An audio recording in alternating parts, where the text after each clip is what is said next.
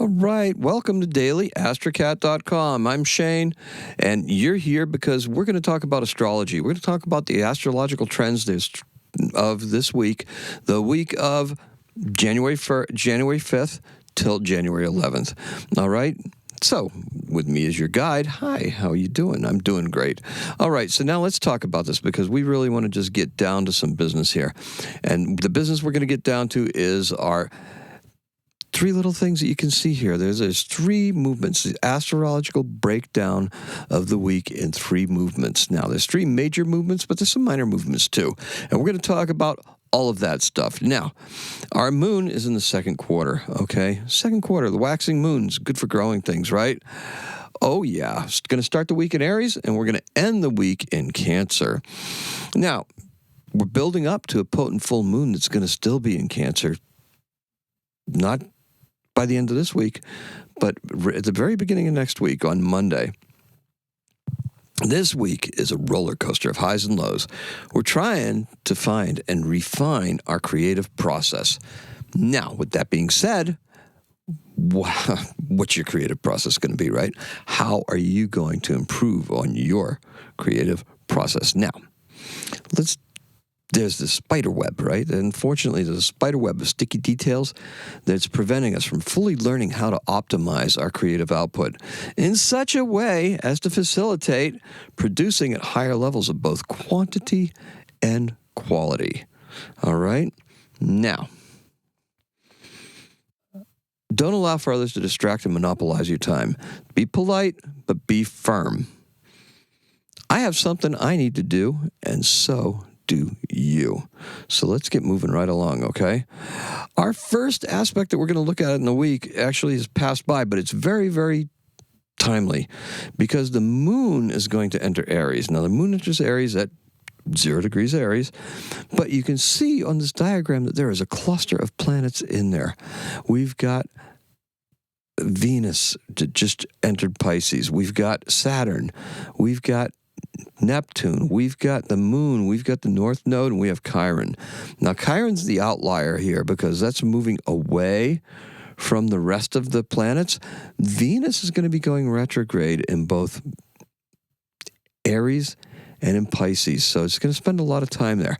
Just like Mars is going to be spending a lot of time between Leo and Cancer and trines, right? Trines. We've got some good energy coming up with Mars and Venus and all of these kind of interactions. We're also going to have Saturn and Neptune also right on that point, ready to get into Aries as well. So there's quite a bit of stuff that's going to be happening, and it happens right around the time when the sun enters Aries. So when the sun is in this position, it's going to be quite busy, right? A really busy place. It's like the crossroads. It's a 0 point. It's the world axis point, right? Yeah, that's what astrologers like to call it. That's what it's called, right? It's called the world axis point. Now, 0 degrees Aries, look, the planets, look at your chart, okay, and find out where 0 degrees Aries is in your chart. This is going to tell you where you have some areas in your life that's going to be highly impacted by this. And it will also work for 0 degrees of all the cardinal signs, right? As well as wherever Mars may be on that particular day, and Venus. So, Venus, Pisces placements, Cancer placements, and also Leo placements. All right?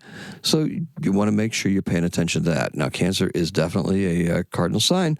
So, your cardinal signs are Aries, Cancer, Libra, and Capricorn. Right? So, if you look, you can see Saturn, Neptune, and the North Node, they're all going to be points to consider because they're going to be staying right around that 0 point, waiting for the sun to come around. Venus, she's going to be moving around with Mars, so we're going to be interested to see that. They both play heavy roles, but for this week, and this week only, we're really focused on Mars, okay? Mars is where we really want to look at, all right? So, with that being said, let's talk about Mars. Or let's talk about something else, too. Let's talk about living the lunar life. The lesson of this winter's going to deliver us a very important lesson. We're going to learn to love the quietude of this season. It's both vital and necessary that we relish the rest and the slower pace that the darker months are going to bring to us, okay? Stop rushing into spring. That means you, Aries, okay? Definitely you. Stop rushing into spring. Give your plans the time and attention they need to fully develop. That's what this winter is going to be about. That's what this Capricorn season is about. We've got a couple planets that are moving. The sun's already moved into Capricorn. We've got Mercury starting to move into Capricorn. Slow it down. Make it patient. Make it deliberate, okay? Pluto in Aquarius wants to go and change things up, change the structure of society. No, we're getting ready for it. We can plan to participate in that, but we're going to use this winter time to get our plans together and get our process down. So that way we're able to do more and do it better. Now, while we're here, why don't you take the time to like the video, please. It's going to help us. Leave a comment. That helps us even more, okay? I want to get this content out to as many people as possible. This is the embodiment of my high tide dream that I had last week, right? Let's raise all the boats. High tide raises all ships. So give us your love here. Let's go swimming together, okay? Now, we've got Mars entering Cancer. Mars is going to enter Cancer, and it doesn't do it with a flourish and a bang because it's backing into Cancer, far away, right? Where Mars enters Cancer, we're also going to see Neptune and Mercury in a square, okay? There's a square there. This is an interesting angle because Neptune is the higher vibration of Venus, okay? It's creative, and it's what we want to do. Now, we're not really focusing on the creative right now, are we? No. That's where the roller coaster is going up and down. We need to be creative, and we're going to be creative because we have Venus in the creative spot where she's going to attract some of that, some good things to us. The benefits of Venus are in Pisces. However, Neptune is also in Pisces. So that's a distraction, right? That's the delusions. That's the disillusionment. That's the alcohol and drugs. That's what they say, the bad parts. That's what astrologers, that's what we say, are the bad parts of Neptune. Neptune is also very creative, very empathetic, and very spiritual, and also intuitive. So the logical mind that enters into Capricorn is very much at odds with our intuition and possibly wanting to escape, right? We do not want to escape. We need to engage. And that's what the problem is. That's where the tension is at. There's going to be a tension of engagement here. So let's look. It's the second time that Mars has been retrograde, right? The second time Mars is backed into Cancer. The first time Mars was here was on the 3rd of November. Now, we all know what happened afterwards, here in the United States especially, right? Look, for us here, for Daily AstroCat, there was a conscious move when Mars was in Cancer to really try to revamp what it was that we were doing.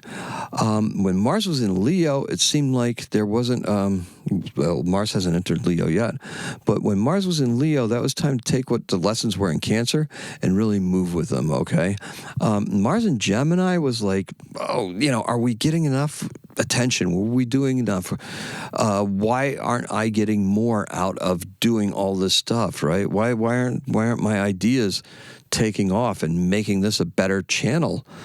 Well, it's very simple. What happened was that it had to do the work, right? Have to do the work. You have to look at what it is that you do and keep on refining it. We were doing weekly shows.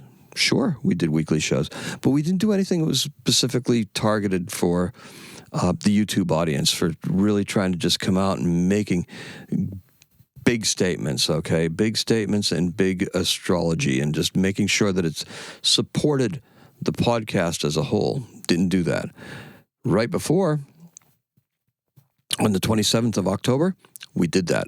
Now, there's a little bit of personal history, but this history should be kind of similar to what you've experienced, right? What you may have done. You may have decided that, hey, my job wasn't really going in a direction I wanted to, and you're taking steps to be moving in that direction. You may also find yourself that you just were all gung-ho and you wanted to see everything change, right? It's going to change. It's going to change. It's going to change again. It's going to change another time. We got 3 times with this. This is the second time for Mars to be doing this, to back up into Cancer. Now, Mars is going to find Pluto back there, second time, okay? A little bit of volatility, a little bit of a power struggle, but now Mars is gathering the facts, okay? And Pluto in Aquarius, that's looking to gather some facts, too. They're actually fact-finding together because those two positions can actually support each other as well. That there may be an opposition there because they're both fixed signs, right?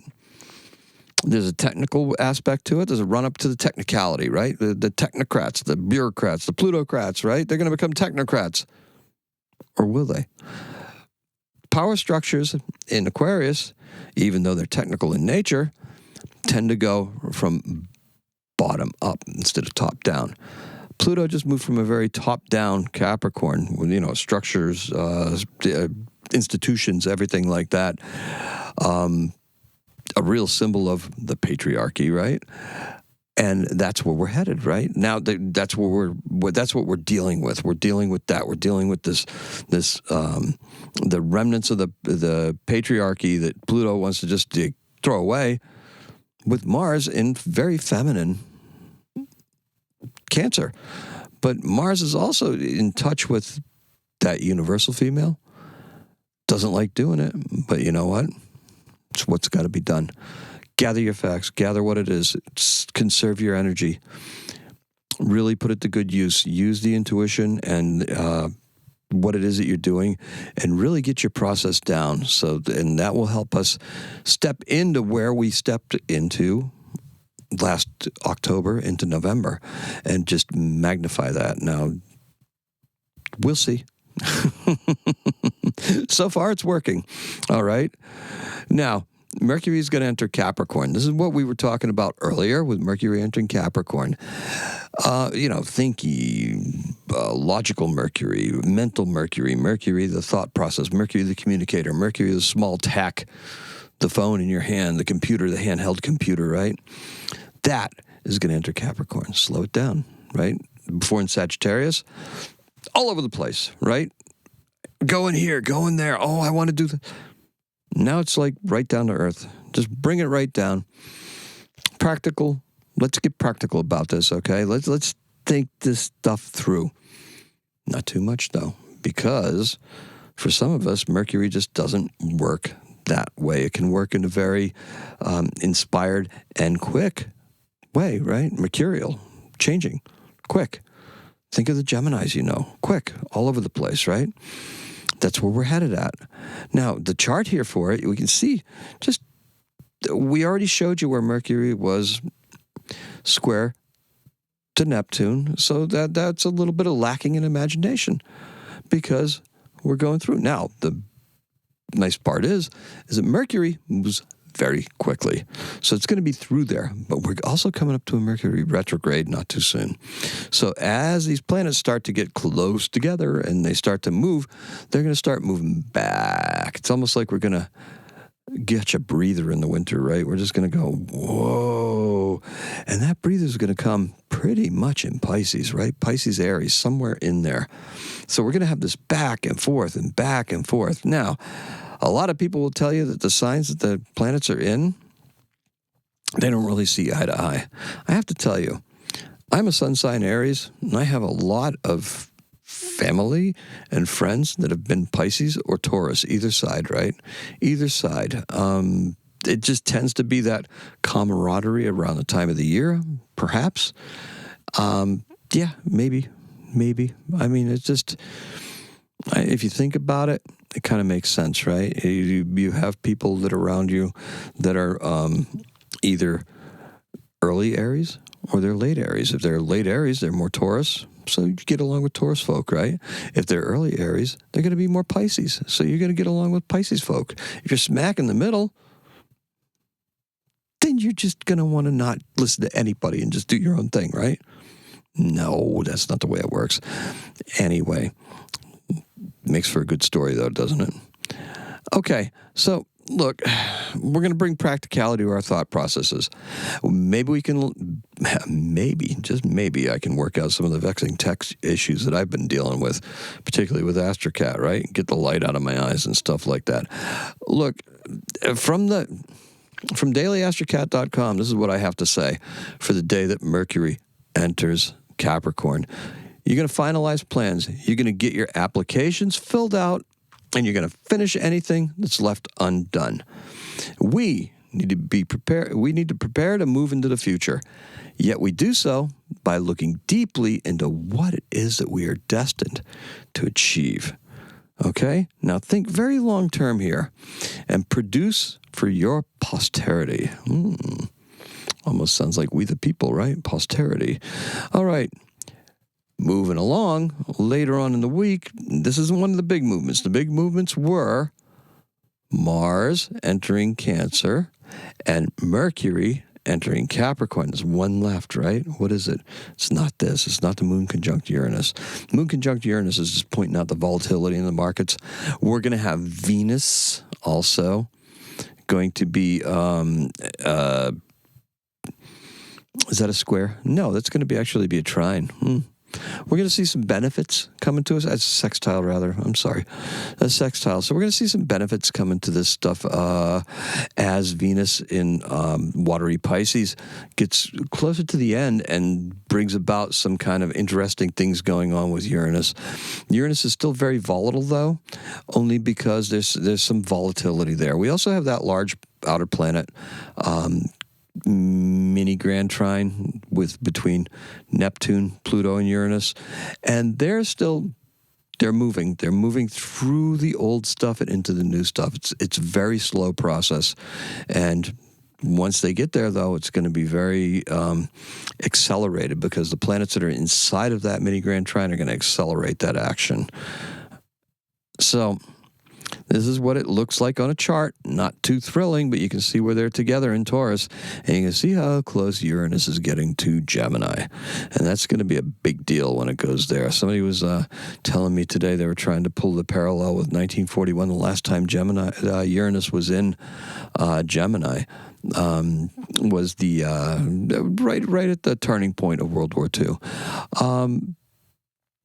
Do you think it has to do with the battles, or do you think it has to do with the technology that was emerging that was the various things? Because I think about it, it's the beginning of the atomic age. It's the beginning of long-range bombers. The last war that was fought, they had planes of wood and canvas. Okay, now we've got these things that were happening. Jets were developed. Rockets were developed. Rockets are old, but there were precise rockets. There were ballistic missiles that were first invented. Missiles. I sound British, right? Missiles. It's a British. Yes, the V2 missile. Okay, not the V1. The V1 was more like a cruise missile. Right? So there was cruise missiles and there were ballistic missiles that were invented during that time as well. So it's wild invention. It's not the conflict itself. So what's going to get wild? We're going to see communications, electricity. We're going to see different energy emerging, right? We might see fusion. We might see hydrogen. We might see some things practically coming online in the next 7 years. It's going to change the landscape of how power is distributed. And I don't mean power, top-down power, but hey, maybe it does mean that, right? Power. Okay. So that was an interesting insight. I'll take it. All right. So look, the roller coaster, it's going to meet the markets, right? This is still going to be there. You're going to see the markets still fluctuate. There's nothing but that keep that innovation and energy top of mind. Keep that innovation in survival. Okay, survival. I heard Neil deGrasse Tyson talking about the don't want to die gene, right? We have a gene in us that says that we don't want to die, particularly as a species, right? And that's what spurs on development of defense-oriented types of technology. That's what took us to the moon because we were in competition with the Soviet Union, the United States was, and that's what drove the Apollo program. So all these other programs that are driven by this is the innovation, right? Uranus is the ruler of Aquarius, a co-ruler. Saturn is the other ruler, right? Got to know the rules to break them. Okay, that's going to leave us with one last aspect. And the last aspect we're going to talk about is the head of the dragon moving. Oh, look at that. Terrible, terrible Virgo glyph, but I do like the dragon, okay? The dragon looks very cool indeed. So the nodal axis is going to shift from Aries, Libra, to Pisces, Virgo. Now, I've gone over my theories about the nodes a couple of times, and I feel like whatever it was we manifested in Aries, we're now going to take to the drawing board. We're going to take it to the dream state. We're going to take it to the almost where we would want to be in a state of completion, but we're actually reimagining what it is and deconstructing it in a very practical and backwards way. Karmically, think about it. There's some folks that think that these nodes are what the karma is, right? You've just been enlightened. You have what it is you think you're going to be doing. You've got this brilliant opportunity to go back to the drawing board and bring all this stuff to life. You've got a chance to really just get disciplined and bring it all together. Use all of the power of Virgo to concentrate and analyze and bring things forward and just, write about it and do all the things that Virgo's good at. And also maintain that open mind to spirituality, because that's where we're headed with it, right? That's that Pisces aspect of it. That's that super creative, that super dreamy, that super spiritual, that we're going to move forward by moving backwards. That's how those nodes work. It's kind of interesting, right? We'll talk about some real past life stuff there. Now, if you look, you can see the North Node is always retrograde, always moves retrograde. And it's going to be moving into that relationship with Neptune and Saturn. So talk about that dreamy creativity, right? Also talk about a capacity to really lose sight of what it was that you just gained. Don't do that. Don't let yourself feel overwhelmed or be pulled under by the undertow at the beach, when that current goes out. You got to stand tall, okay? You can't let yourself be dragged along by that current, because the waters will take you under if they get a chance.